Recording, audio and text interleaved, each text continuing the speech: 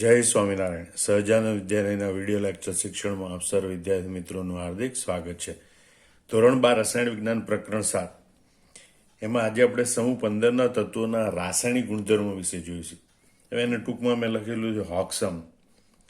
હો એટલે એચ એટલે હાઇડ્રોજન પ્રત્યેની પ્રતિક્રિયાત્મકતા, મતલબ કે સમૂહ 15ના તત્વોની હાઇડ્રોજન સાથેની પ્રક્રિયાથી કયા સંયોજનો બને અને એની લાક્ષણિકતાઓ.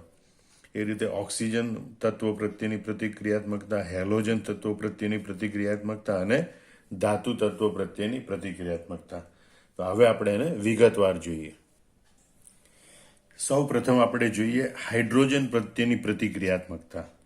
એમાં 4 મુદ્દા યાદ રાખવાના. EH3 સ્થાયી રીડ બેઝિક, મતલબ કે E3 પ્રકારના હાઇડ્રાઇડ બને, એની સ્થાયીતા, એની રિડક્શન કરતા તરીકેની પ્રબળતા અને બેઝિકતા. આમ 4 મુદ્દાની ચર્ચા કરવાની પાઠ્યપુસ્તકમાં દર્શાવ્યા પ્રમાણે. તો સૌથી પહેલા જોઈએ તો હાઇડ્રોજન પ્રત્યે. તો સમૂહ 15ના તત્વો હાઇડ્રોજન સાથે પ્રક્રિયા કરી અને EH3 પ્રકારના હાઇડ્રાઇડ સંયોજનો બનાવે છે. જ્યાં E એટલે સમૂહ 15ના તત્વો નાઇટ્રોજન, ફોસ્ફરસ, આર્સેનિક, એન્ટીમની અથવા તો બિસ્મથ. આ હાઇડ્રાઇડ સંયોજનો તેમના ગુણધર્મોમાં નિયમિત ક્રમણ એટલે કે નિયમિત ક્રમ દર્શાવે છે. કેટલા ગુણધર્મો? આપણે ગુણધર્મો જોઈશું.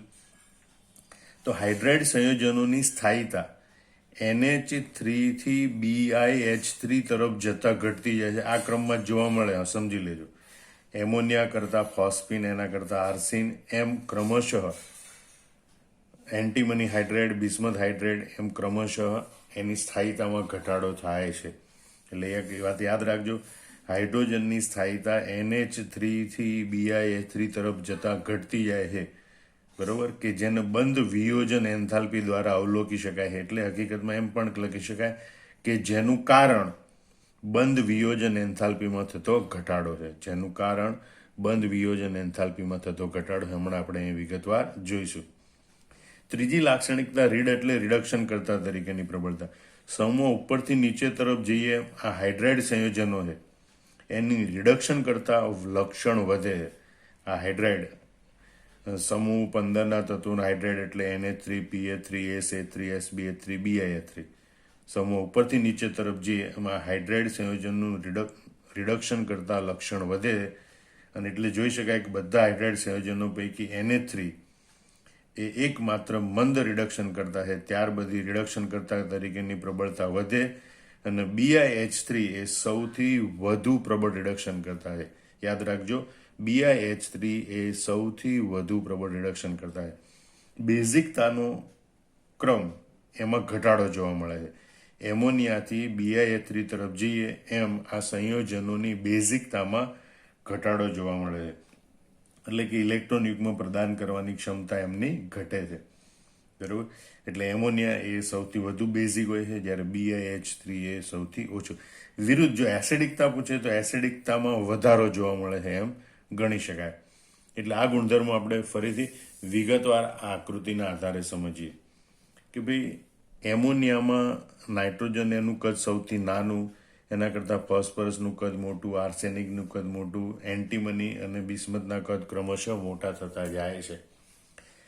હવે આપણે જોઈએ કે NH3 પ્રકારનું સંયોજન બને એમાં NH બંધની બંધ લંબાઈ, નાઇટ્રોજનનું કદ નાનું એટલે NH બંધની બંધ લંબાઈ સૌથી ઓછી હોય, બરોબર. પછી એના કરતાં ફોસ્ફરસનું કદ મોટું એટલે PH બંધ છે એની બંધ લંબાઈ થોડી વધે. પછી ASH3 એ બંધની બંધ લંબાઈ વધે છે. એટલે આપણે જોઈએ છે કે ભાઈ સમૂહ ઉપરથી નીચે તરફ જઈએ એમ EH એટલે કે તત્વના હાઇડ્રોજન બંધ સાથેની બંધ લંબાઈ વધે.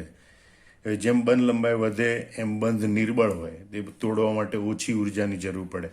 એમ સમૂહ ઉપરથી નીચે તરફ જતા બંધ વિયોજન એન્થાલ્પી ઘટે. હવે બંધ વિયોજન એન્થાલ્પી ઘટે એનો મતલબ કે એની સ્થાયીતા ઘટે. સહેલાઈથી અણુને તોડી શકાય માટે એની સ્થાયીતા ઘટે. એટલે એમ કહેવાય કે સમૂહમાં ઉપરથી નીચે તરફ જઈએ એમ એમોનિયાથી, ફોસ્ફીનથી, આર્સિનથી આગળ તરફ જતા એની સ્થાયીતા ઘટે. ફરીથી આ 3 બાબત યાદ રાખી લો. સમૂહમાં ઉપરથી નીચે તરફ જેમાં EH પ્રકારના બંધની બંધ લંબાઈ વધે. બંધ લંબાઈ વધે એટલે બંધ નિર્બળ બને, એટલે બંધ વિયોજન એન્થાલ્પી ઘટે. બંધને તોડવા માટે જરૂરી ઉર્જા બંધ વિયોજન એન્થાલ્પી ઘટે. અને માટે એની સ્થાયીતા ઘટે. હવે બીજી એક વાત કરીએ કે ભાઈ બંધ વિયોજન એન્થાલ્પી ઓછી છે એટલે બંધ તૂટી અને સહેલાઈથી હાઇડ્રોજન પ્રાપ્ત થાય. જેટલો સહેલાઈથી હાઇડ્રોજન મુક્ત થાય એટલી રિડક્શન કરતા તરીકેની પ્રબળતા વધે, અને એટલે આપણે જો એક સમૂહ ઉપરથી નીચે તરફ જઈએ એમ રિડક્શન કરતા તરીકેની પ્રબળતા વધે છે. આ ઉપરાંત હાઇડ્રોજન મુક્ત થાય તો એસિડિકતા વધે, એસિડિકતા વધે તો બેઝિકતા ઘટે. આમ હાઇડ્રોજન મુક્ત થવા સાથે આ 3 ગુણધર્મો સંકળાયેલા છે. ઉપરથી નીચે તરફ જઈએ એટલે બંધ એન્થાલ્પી ઘટે, સહેલાઈથી બંધ તૂટે, સહેલાઈથી હાઇડ્રોજન મુક્ત થાય. હાઇડ્રોજન જેટલો સહેલાઈથી મુક્ત થાય એટલી રિડક્શન કરતા તરીકેની પ્રબળતા વધે. એટલે NH3 થી PH3 થી ASH3 થી આગળ તરફ જતા રિડક્શન કરતા તરીકેની પ્રબળતા વધે. એમોનિયા એ સૌથી મંદ રિડક્શન કરતા છે, જ્યારે BiH3 સૌથી પ્રબળ રિડક્શન કરતા છે. એવી રીતે એસિડિકતા પણ વધે. એમોનિયાથી PH3 થી ASH3 તરફ જતા આગળ તરફ જતા આ સંયોજનોની એસિડિકતા વધે અને બેઝિકતા ઘટે. બીજી એક મહત્વની બાબત યાદ રાખી લેજો અહીંયા કે બંધકોણ ઘટે. NH3માં જે અહીંયા HNH બંધકોણ હોય એના કરતાં HPH બંધકોણ છે એનું મૂલ્ય ઓછું હોય, એના કરતાં HASH એનું બંધકોણનું મૂલ્ય ઓછું હોય. કારણ કે અહીંયા જે વધારાની કક્ષક છે અબંધકારક ઇલેક્ટ્રોન યુગ્મ ધરાવતી કક્ષક એ નાના કદની હોય. ફોસ્ફરસમાં એ મોટા કદની હોય, એ વધુ અપાકર્ષણ બળ લગાડે એટલે બધા હાઇડ્રોજન પરમાણુઓ વધુ સંકોચાય. એટલે HPH બંધકોણ ઘટે, એના કરતાં HASH બંધકોણ ઘટે. એટલે જો બંધકોણના મૂલ્યની વાત આવે તો NH3 કરતાં PH3, PH3 કરતાં ASH3, એના કરતાં SBH3 એમાં બંધકોણમાં ઘટાડો થાય છે. સર્જન એન્થાલ્પીનું ધન મૂલ્ય વધે છે. એ યાદ રાખજો, એમોનિયાની સર્જન એન્થાલ્પી ઋણ છે. એમોનિયાની સર્જન એન્થાલ્પી ઋણ છે એટલે કે હાઇડ્રોજન અને નાઇટ્રોજન વચ્ચે પ્રક્રિયા થઈને એમોનિયા બને ત્યારે ઉષ્મા ઉર્જા મુક્ત થાય, એ ઉષ્માક્ષેપક પ્રક્રિયા છે. જ્યારે હાઇડ્રોજન ફોસ્ફરસ વચ્ચે પ્રક્રિયા થઈ ફોસ્ફીન બને કે હાઇડ્રોજન આર્સેનિક વચ્ચે પ્રક્રિયા થઈ આર્સિન બને, એ બધી પ્રક્રિયાઓ ઉષ્મા શોષક પ્રક્રિયા છે. એ પ્રક્રિયા દરમિયાન એન્થાલ્પીનું મૂલ્ય ધન હોય છે, સર્જન એન્થાલ્પીનું મૂલ્ય ધન હોય. એટલે યાદ રાખજો, માત્ર એમોનિયામાં સર્જન એન્થાલ્પીનું મૂલ્ય ઋણ હોય છે, બાકીના બધા તત્વોમાં સર્જન એન્થાલ્પીનું મૂલ્ય ધન હોય છે અને ક્રમશઃ એ ધન મૂલ્ય વધતું જાય છે.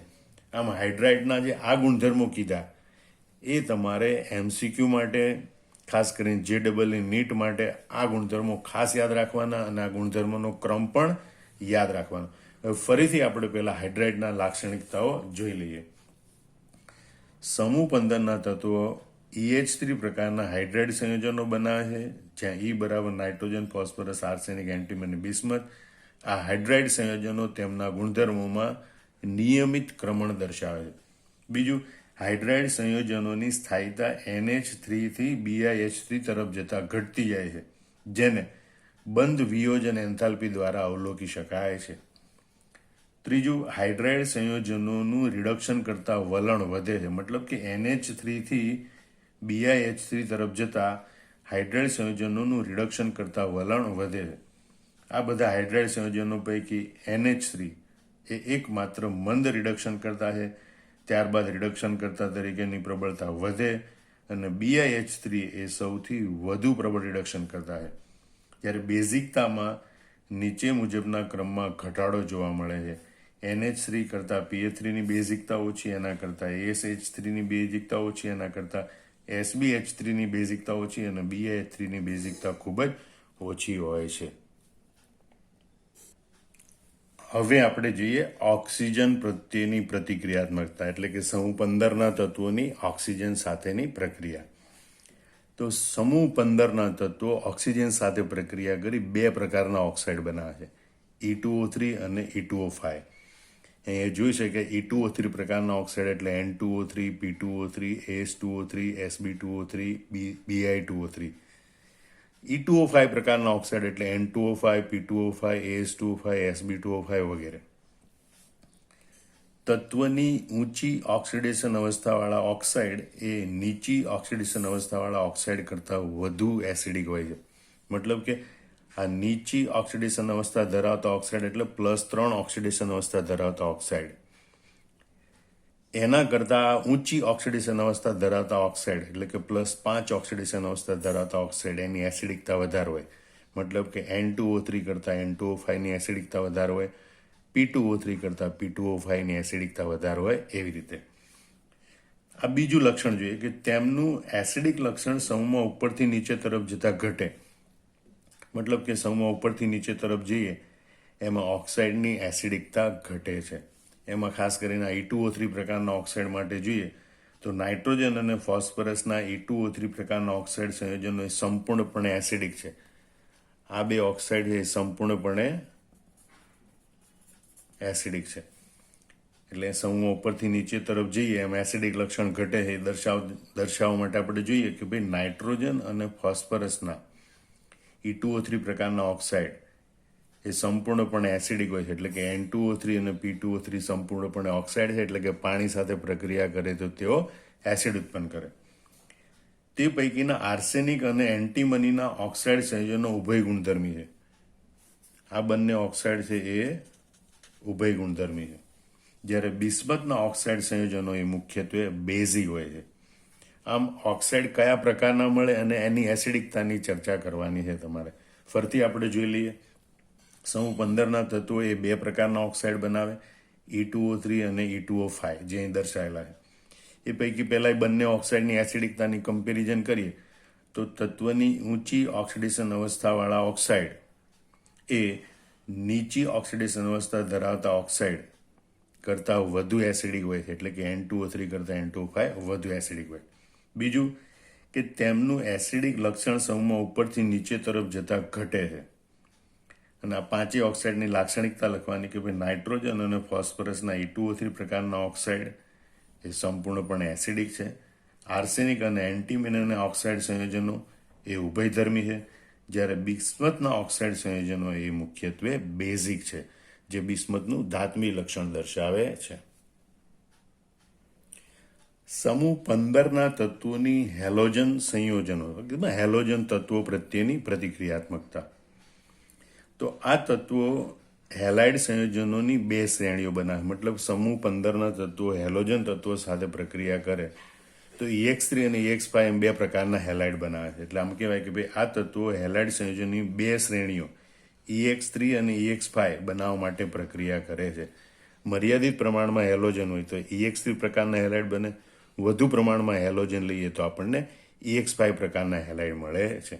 હવે એ બંનેની આપણે કેટલાક ગુણધર્મોની કમ્પેરિઝન કરવાની.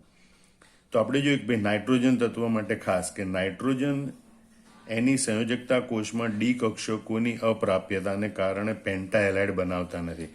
એને તમે સમજીને આમ પણ લખી શકો કે નાઇટ્રોજન તત્વની સંયોજકતા કોષમાં ડી કક્ષકો ગેરહાજર હોય છે અને માટે નાઇટ્રોજન તત્વ એ પેન્ટાહેલાઇડ એટલે કે EX5 પ્રકારના હેલાઇડ એ બનાવી શકતું નથી. હવે આ ત્રીજો મુદ્દો છે, અહીં અડધેથી ચાલુ થયો, એમાં બંનેની કમ્પેરિઝન કરવાની છે. તો કે ભાઈ પેન્ટાહેલાઇડ સંયોજનો EX5 પ્રકારના એ ટ્રાયહેલાઇડ સંયોજનો કરતાં વધુ સહસંયોજક હોય છે. એ કારણ પણ તમને પૂછી શકે, કારણ આપો. પેન્ટાહેલાઇડ સંયોજનો એ ટ્રાયહેલાઇડ સંયોજનો કરતાં વધુ સહસંયોજક હોય. તો એના કારણની સમજૂતી આપેલી છે. તો એ કીધું કે આમ થવાનું કારણ એ છે કે પેન્ટાહેલાઇડ સંયોજનોમાં તત્વની +5 ઓક્સિડેશન અવસ્થા હોય છે, જ્યારે ટ્રાયહેલાઇડ સંયોજનોમાં તત્વની +3 ઓક્સિડેશન અવસ્થા હોય છે. હવે +3 ઓક્સિડેશન અવસ્થા ધરાવતા તત્વો કરતાં +5 ઓક્સિડેશન અવસ્થા ધરાવતા તત્વોની ધ્રુવણ ક્ષમતા વધુ હોય. ધ્રુવણ ક્ષમતા એટલે ઋણ આયનના ઇલેક્ટ્રોન વાદળને વિકૃત કરવાની ક્ષમતા. +3 કરતાં +5 ઓક્સિડેશન અવસ્થા ધરાવતા આયનનું કદ નાનું હોય. જેમ ધન આયનનું કદ નાનું એમ ઋણ આયનના ઇલેક્ટ્રોન વાદળને વિકૃત કરવાની ક્ષમતા વધુ હોય. જેમ ઋણ આયનનું ઇલેક્ટ્રોન વાદળ વધુ વિકૃત થાય, વધુ ધ્રુવણ પામે, એમ સહસંયોજક લક્ષણ વધે. માટે પેન્ટાહેલાઇડ સંયોજનોમાં સહસંયોજક લક્ષણ વધુ હોય છે. ધ્રુવણ ક્ષમતાને આપણે વિગતવાર ફરીથી સમજી લઈએ કે ભાઈ ધન આયન વડે ઋણ આયનના ઇલેક્ટ્રોન વાદળને વિકૃત કરવાની વૃત્તિ એને ધ્રુવીભવન અથવા ધ્રુવણ ક્ષમતા કહેવાય. અથવા ધ્રુવીભવન કરવાની ક્ષમતા એને ધ્રુવણ ક્ષમતા કહેવાય. તો જેમ ધન આયનનું કદ નાનું અથવા તો કહેવાય કે એની ઓક્સિડેશન અવસ્થા જેમ વધારે એમ એની ધ્રુવણ ક્ષમતા વધારે. બીજું, જેમ ધ્રુવણ ક્ષમતા વધારે એમ ધ્રુવીભવન વધારે થાય, એટલે કે ઇલેક્ટ્રોન વાદળની વિકૃતિ વધારે થાય. અને જેમ ધ્રુવીભવન વધારે થાય એમ સહસંયોજક લક્ષણ વધે. એટલે ફરીથી તમે આ મુદ્દો જોઈ લો કે પેન્ટાહેલાઇડ સંયોજનો ટ્રાયહેલાઇડ સંયોજનો કરતાં વધુ સહસંયોજક હોય છે. આમ થવાનું કારણ પેન્ટાહેલાઇડ સંયોજનોમાં +5 ઓક્સિડેશન અવસ્થા હોય છે, ટ્રાયહેલાઇડ સંયોજનોમાં +3 ઓક્સિડેશન અવસ્થા હોય છે. હવે બંનેની કમ્પેરિઝન કરીએ તો +3 ઓક્સિડેશન અવસ્થા ધરાવતા તત્વો કરતાં +5 ઓક્સિડેશન અવસ્થા ધરાવતા તત્વોની ધ્રુવણ ક્ષમતા વધુ હોય અને માટે એમાં સહસંયોજક લક્ષણ વધે. અને માટે પેન્ટાહેલાઇડ સંયોજનોમાં સહસંયોજક લક્ષણ વધુ હોય છે. બીજા બે નાનકડા ગુણધર્મો આપણે જોઈ લઈએ કે નાઇટ્રોજન સિવાયના તત્વોના બધા ટ્રાયહેલાઇડ સંયોજનો સ્થાયી છે. મતલબ કે નાઇટ્રોજનના NH3 પ્રકારના સંયોજનો એ બધા અસ્થાયી જોવા મળે છે. યાદ રાખજો, નાઇટ્રોજન સિવાયના તત્વોના બધા ટ્રાયહેલાઇડ સંયોજનો સ્થાયી છે. નાઇટ્રોજનનું માત્ર NH3 પ્રકારનું NF3 છે એ સ્થાયી છે. બાકી NCl3, NBr3, Ni3 એ અસ્થાયી સંયોજનો છે અથવા કદાચ બને તો પણ વિસ્ફોટક છે, ઝડપથી વિઘટન પામી અને વિસ્ફોટ પણ કરે છે. એટલે યાદ રાખજો, નાઇટ્રોજન સિવાયના આ બધા તત્વોના ટ્રાયહેલાઇડ સંયોજનો સ્થાયી છે. નાઇટ્રોજનના જે ટ્રાયહેલાઇડ છે એ પૈકી માત્ર NF3 સ્થાયી છે, NCl3, NBr3, Ni3 વગેરે અસ્થાયી છે. બધા ટ્રાયહેલાઇડ સંયોજનો એ મુખ્યત્વે સહસંયોજક હોય છે, સિવાય કે BiF3. એટલે એક મુદ્દો લખેલો, BiF3 સિવાયના ટ્રાયહેલાઇડ સંયોજનો એ મુખ્યત્વે સહસંયોજક સ્વભાવના હોય છે. યાદ રાખજો, BiF3 સિવાયના ટ્રાયહેલાઇડ સંયોજનો મુખ્યત્વે સહસંયોજક સ્વભાવના હોય છે. હવે આપણે જોઈએ સમૂહ 15ના તત્વોની ધાતુઓ પ્રત્યેની પ્રતિક્રિયાત્મકતા. જે સક્રિય ધાતુઓ હોય, જેની વિદ્યુત ધન્મયતા વધારે હોય એવી ધાતુઓ સાથે સમૂહ 15ના તત્વો છે એ ઋણ આયન બનાવે અને એટલે એમની સંયોજકતા અથવા તો ઓક્સિડેશન અવસ્થા ઋણ હોય છે. એટલે સમૂહ 15ના તત્વો એટલે કે nitrogen, phosphorus, arsenic, antimony, bismuth એ બધા તત્વો ધાતુઓ સાથે પ્રક્રિયા કરી અને -3 ઓક્સિડેશન આંક દર્શાવતા દ્વિઅંગી સંયોજનો બનાવે.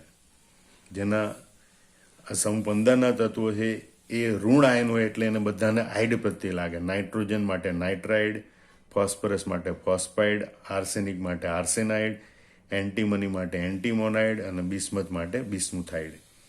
એટલે એમના એક એક ઉદાહરણ આપેલા ધાતુ સાથેના સંયોજનના. દાખલા કે કેલ્શિયમ નાઇટ્રાઇડ Ca3N2 એનું સૂત્ર છે, બરોબર. તો એમાં નાઇટ્રોજન છે એને ઋણ આયન હોવાથી નાઇટ્રાઇડ તરીકે વર્ણવવામાં આવે. Calcium nitride Ca3N2, calcium phosphide Ca3P2, Na3A sodium arsenide, sodium arsenide Na3S, zinc antimonide Zn3Sb2, zinc antimonide Zn3Sb2 અને મેગ્નેશિયમ બિસ્મુથાઇડ Mg3Bi2, મેગ્નેશિયમ બિસ્મુથાઇડ Mg3Bi2. આમ ધાતુઓ સાથેનો આ નાનકડો ગુણધર્મ તમારે યાદ રાખવાનો અને કયા દ્વિઅંગી સંયોજનો બને. આમ સમૂહ 15ના તત્વોના રાસાયણિક ગુણધર્મો પૈકી હાઇડ્રોજન સાથેની પ્રતિક્રિયાત્મકતા, ઓક્સિજન સાથેની પ્રતિક્રિયાત્મકતા, હેલોજન પ્રત્યેની પ્રતિક્રિયાત્મકતા અને ધાતુઓ પ્રત્યેની પ્રતિક્રિયાત્મકતા, આમાં 4 મુદ્દાઓનું વર્ણન કરવું પડે. આ પ્રશ્નોનો જવાબ વિડીયો જોઈને બરોબર સમજી લેવાનો અને પછી મોઢે કરી અને જવાબ જાતે લખવાનો. જય સ્વામિનારાયણ.